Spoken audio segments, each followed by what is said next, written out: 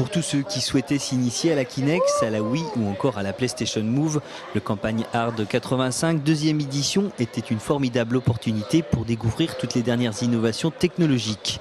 Car aujourd'hui, le monde du jeu vidéo est en pleine mutation et plus que la qualité graphique proposée, c'est la manière de jouer qui connaît une véritable révolution. Pendant longtemps, on a eu la course un petit peu à la qualité graphique, au photoréalisme, etc. Maintenant, on a une course parallèle qui s'engage un petit peu entre les différents constructeurs pour changer un petit peu la façon de jouer, sortir du carcan en fait, de la manette classique, assis sur le canapé sans bouger. Du coup, maintenant, c'est vrai que de plus en plus, on a des jeux qui se jouent debout, à plusieurs côte à côte, etc. Et loin des premiers casse-briques, ces nouvelles pratiques de jeu touchent aujourd'hui un public de plus en plus large. Ainsi, parents et enfants se retrouvent devant la console de jeu pour des veillées ludiques. Ça reste vraiment maintenant des jeux familiaux. On voit beaucoup de parents laisser les enfants essayer et voir qu'au final, c'est marrant, on voit les enfants bouger, etc.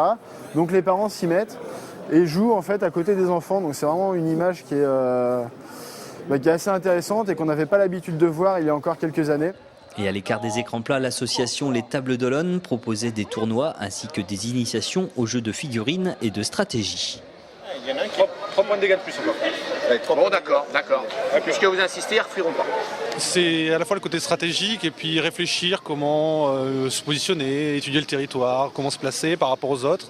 Enfin, c'est toute la stratégie, c'est un peu la stratégie militaire, disons.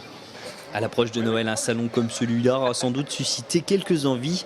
Mais pour pouvoir jouer sur un écran 3D dans son salon, il faudra attendre Noël 2011.